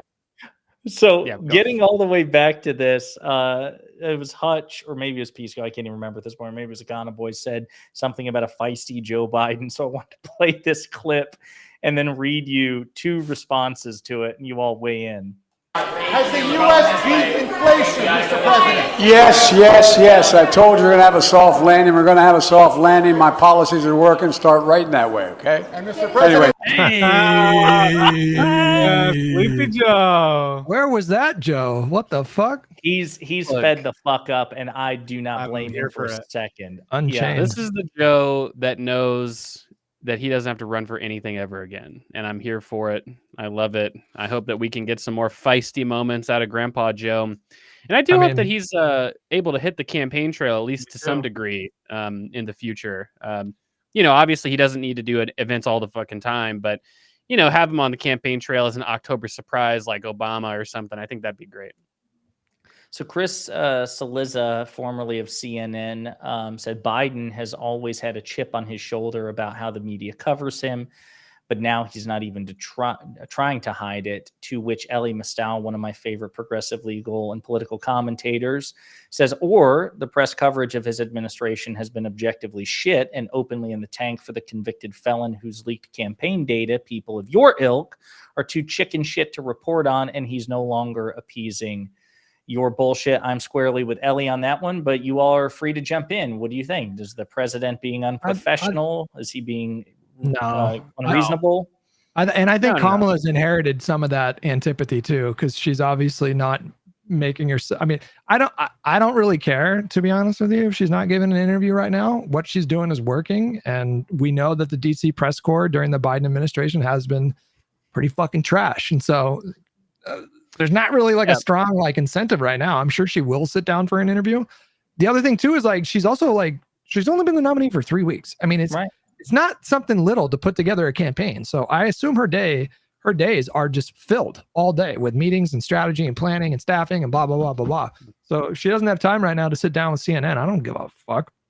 I don't care. Yeah, it's an interesting criticism of the Kamala camp is, well, she hasn't done basically a sit down interview, or she hasn't taken, many adversarial questions during campaign press conferences. And I guess I don't know how I feel about this criticism. Like, on one hand, obviously freedom of the press is important for democracy, but that's not really at question in regards to Kamala taking an interview. Like, I actually looked it up. I'm like, how, like, I don't remember George Washington doing press conferences. Like, when did press conferences even start? And the answer was 1913 under President Wilson. It's like, well, we went like hundreds of years or 150 something years without doing press conferences, and our democracy seemed to be, from some structural sense, sound. And so I don't really understand the criticism of you have to do press conferences and sit down interviews. I mean, I wish that she would do it, but you're right, Hutch. It's like, well, she's probably fucking busy, and I don't know. It doesn't seem like it's really necessary. So there's an ancillary benefit here that there's a possibility of 5D chess. I want to believe it's 5D chess. I think by her not doing press conferences, now Trump is like, well, I'm going to be the guy that gets out there and I'm going to do these press conferences. And we know how that's going. Which makes him look bad. Every time he does a press conference, he looks bad. And so my question is like, are the campaign like deliberately baiting him to do that, to try to draw a contrast? That would be kind of interesting. And if they are doing that, that's some like real 5D chess. No. I don't think that's it. I think that Trump, the reporting that I've seen is that basically the Kamala team is like, we really just don't have to do these. Right. And like, we have more time to. And like, they're doing a lot of stuff on background. That reportedly she's doing a lot of like private stuff with journalists. But and like a lot of the time that we don't spend in sit down interviews or doing press conferences, we can just spend actually doing like campaign work that we feel like is more productive. And that's a rational choice for her to make. And frankly, I mean, I don't know. I mean, if I was a candidate and I just thought like, what were the, if I was a presidential candidate and I was like, well, what are the things that are going to get me the most votes? Is it going to be doing a rally in the evening in Florida, or is it going to be doing a sit down with 60 Minutes? Like, I'd probably just rather do the rally. The point is just to say, like, it's not like we don't have freedom of speech because a presidential candidate doesn't do sit down interviews all the time with CNN. Like, the press is free to cover Kamala however they want. And this has been somewhat of a mounting criticism, and Kamala's committed to doing an interview at some point. So I don't know. It just doesn't seem like that big of a deal. He's doing a press conference tomorrow in New Jersey. If you guys saw, he's doing one in Bedminster tomorrow. Trump, yeah. I mean, listen, I think it's good strategy. I understand that, Fox and MAGA world, they don't like it because they're not stupid. I mean, Trump is profoundly, deeply stupid, but Trump's advisors are not, right? Like, it's so funny listening to even the few Republicans who have come out, the MAGA Republicans, the increasing number of Republicans and MAGA celebrities publicly criticizing the Trump campaign. Very few of them have actually gone so far as to criticize Trump directly. Frank Luntz is one of the few where he's like, it's not the advice, it is the candidate. It's just Trump himself is really, really, really, really, really dumb, and it's all his fault. And indeed it is. They're trying to, the Trump's advisors are trying to reclaim the narrative and make her lack of interviews more of an issue than what it is. And I think they're right to say, we're not letting you dictate the terms. We're in the lead. I'll have the interview when I'm goddamn well, good and ready, and obviously if public sentiment starts to reflect it in the polls, then I'm sure she'll pounce within 30 minutes. If she gets an internal poll saying, yeah, people are revolting because you're not taking an interview, she'll have one in 5 minutes. Right. But that's exactly how she should be playing it. And so, no, I getting back to the Biden clip, I love this. I do think, and I cover it a lot on my channel, there's a total asymmetry in the media. More and more and more people are talking about it. I take it as a personal victory. Destiny's talking about it, talking about the double standards, not just in the media narrative, but these so-called reasonable conservatives. To me, that's how I know I was right the whole time, because I persuaded him, or he came to that conclusion. It's something that I'm glad Biden's talking about. It's like, hey, we could have, it's true. The same economic news under Trump would be given a wildly different headline by the Associated Press, Reuters, Axios, whatever, than under Biden. It's just simply the case. I saw a New York Times. Go on, Hutch. Yeah. Was it the Politico headline from today where it was like, inflation's down. Now Kamala's real challenge begins for the Yes. economy. Yeah. Something like crazy. Politico. No, on that, I was Yeah, gonna yeah. say I saw a New York Times article that said something like Kamala to unveil an economic message this Friday, which is light on details. It's like, motherfucker, I don't know if you guys have seen the Republican platform. There's literally like the Republican platform is like, we're gonna get rid of the regulations that are bad. That's like the And level drill. of detail. All he says is, I'm going to drill more oil. That's how I'm going to fix inflation. That's Right, all like, he's we're gonna- ever said. we're gonna get energy independence back that Biden already got back. And it's like, okay, let's just say, well, like there's no how in the entirety of the Republican platform. The DNC released a draft platform which had substantially more specifics. And I was pointing that out on Twitter, and a bunch of Trump supporters were just like, "Oh, well, Kamala's not the DNC," and it's like, this is the Democratic platform. That's what she's that's what she's running to do. She's the Democratic candidate. Like, what are you talking about, dum dum? Anyway, but I don't know. I mean, it's like so many people have pointed out, the Republicans are so substantially light on policy. I mean, even looking at Trump's tenure, people give him so much credit for the economy happening to be good. But if we look at the actual policies that Trump passed, the only major piece, honestly, of legislation that Trump did with regards to the economy was the Tax Cuts and Job Act. That was a very significant piece of legislation and a huge reform. But what did it do? It basically just did a huge tax cut disproportionately for the wealthy, right? I mean, that's not an economic record to run on relative to Biden or the Kamala team. Hey, is SERP? To whose community does SERP belong? I'm curious. Is this an Econoboy person? Is this a Hutch person? It's not me. Because if that's the Who's case, responsible? you all should ban this person immediately. I mean, I'm joking, but this idea that the media covered for President Biden's mental state, they couldn't go 5 fucking minutes. Hammered him. Yeah, without a front page headline. Biden confused the president. Biden got wrong the president of Egypt and Mexico, a mistake that anybody could make, and probably have made. Meanwhile, Trump was skating idly by on questions of his mental fitness, even though the polls reflected that a majority of Americans had doubt about it too. He can't speak substantively on policy, foreign or domestic. He confuses names, dates, places, locations, facts. Again, famously, and there is no equivalent of Biden ever doing anything remotely similar to this. We have Trump on video in a deposition confusing an ex-wife, his ex-wife, with the woman he raped but denied raping. That alone is literally infinitely worse. You take every mental gaffe and malaproper that Joe Biden has ever done, you condense it all to confusing the woman you raped with your ex-wife and vice versa. Speaking of which, worse. He compared Kamala to fucking Melania and said that Kamala looked beautiful on the Time magazine. Two women who would not fuck him.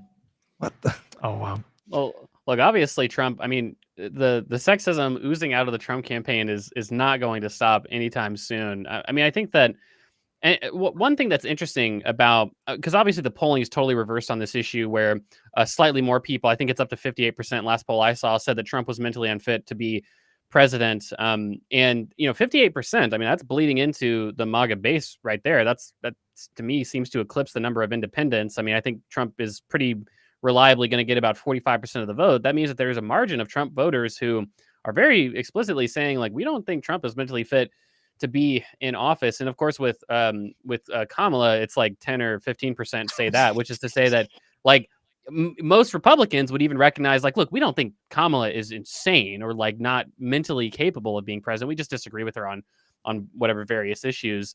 And I think it will become a bigger issue, because it seems very clear that Trump was able to hide his very apparent, and I've said this for years, concurrent cognitive decline to Biden, because he was in contrast to Biden. But he's not in contrast to Biden anymore. He's in contrast to Kamala, and that's why there's been so much more coverage on Trump's legitimate mental gaffes and cognitive decline, because it's just more apparent, because he's being compared to basically somebody who's in the prime of their sort of working life, Kamala Harris, and I guess Tim Walz as well. That's why I think we should continue to push that extreme vulnerability gap, because more people are talking about it, showing up more in the polls. It's great stuff. So listen, we went a little bit over, but this was fun. It seems like the theme of the past 3 episodes has been good news. I love this, baby. I love it. What about Immaculate this? vibes. We need to do the conventions next week, guys. We have to do predictions for the convention. Just some quick things, maybe before we hang up. What do we think? How do we think the I convention's going to go predict down? Harris Let's is do the going to be Taylor the Swift. nominee. No, let's Taylor Swift will predict be if there. Taylor Swift shows up. I would bet. I'm going to say she doesn't show up. Actually, I'm going to bet she doesn't show up. I want it to be true, and even though I'm a cynic, I'm going to bet $50 that she shows up. Okay, betting 50 against himself. Pisca. Yeah. I think we're going to see Olivia Rodrigo at the DNC. That's my prediction. Okay. So there's a clip of Taylor Swift arguing with her dad about coming out and being political. It's a clip from, I don't know, 2020 or something like that. 2018. Yeah. You saw the same clip? Yeah. And she was really pressing like, Dad, I have to do this. This is just not right. We can't let this happen. And seeing that conviction, I think she's going to show up. And it's just weird to me that she has like 2 days off, specifically when the convention the is going timing on. is perfect. It's Yeah. fairy Could be tale right. It could be Netflix right. movie timing. I completely Hold on. Are the days off the first part of the convention or the second part? I don't know. That's a good question. Because if it's the last couple days of convention, 100% she's going to go to the convention. I think that would that'd be too coincidental if it's the last 2 days. Like Yeah, I that would don't be know. pretty surprising. But I don't know the specifics. how many Republicans? How about this? Who's the most major Republican or conservative who's going to speak at the DNC? And you all say Mitt Romney's going to show up or something like that? No Did you way, say he that does. last time? There was speculation that he could, but I don't know if it will be him. It would be Well, there was that Arizona mayor that came out recently. Giles, John Giles. Could be him. I wouldn't be surprised. I mean, last time around, Governor Kasich spoke at the DNC. I mean, that was a pretty major Did he? presidential 2020? candidate. I believe so, if I'm not mistaken. It was either 16 or 20. It couldn't have been 16. I don't think. I think it was 20 when Governor Kasich spoke. But I'm interested. Get it? Kirsten Sinema? I'm calling Yeah. her a Republican. Joe Fuck her. Manchin. Fuck Manchin. Actually, no. Manchin came out and endorsed the vice president. He was one of the first. So he's not quite on my shit list at the moment. Did Senator Sinema I'm not sure. endorse I don't know. No Harris? idea. I'm gonna guess. I think the most major Republican that's gonna speak. I'm gonna guess maybe that lieutenant governor of Georgia, who's like the head of the Republicans for Kamala guy. Man, I what think is his maybe name? he'll speak. I can't remember his name. Nobody does. Not anymore. But I think he might be the most major Republican to speak. But certainly there will be I think maybe I mean, it's 4 days of speeches basically. So I think there will be a few major Republicans who speak. That'll be an interesting thing. And I Jeff don't know Duncan. who the keynote speaker is. That's the guy's name. Jeff Duncan. Jeff I don't know Coming who up the on keynote Monday. speaker is. So I don't know if that'll be, because sometimes they pick like an unknown person to like propel their political career, but then sometimes they go like, I think Elizabeth Warren was the keynote in 2016. It's like she's obviously a really, really well-known politician, right? So I don't know who they'll pick this time around. So it'll be interesting. But convention next week. That's right. Our I'll be there next for podcast it. will be in the middle of it. So Yeah, we'll have to figure that one out. So I'll be there for that. I got a bunch of like mobile shit. I imagine that's gonna Are you going You're with gonna be at PV? the DNC? Mm-hmm. Oh my DNC, god! Incredible. Yeah. You got to pass before Michael Tracy. Oh fuck! Is that guy gonna be there? Is that the guy that Vosh said Michael? Yeah. God, you have a press pass, Josiah? they're giving me some sort of pass. I have nothing. Official Democrat shill. Josiah's the first. It's always a Democrat show. Let's be honest here. Let's be Paid honest. shill. Josiah. Yeah, I don't know about that, but no, I'll be there for that. I don't know what the schedule is going to be like or whatever else, but yeah, if we can, we'll try to do this. But yeah, folks, I appreciate it. Again, please like and subscribe. Everybody like and subscribe everybody's channel, and I'm sure we'll see you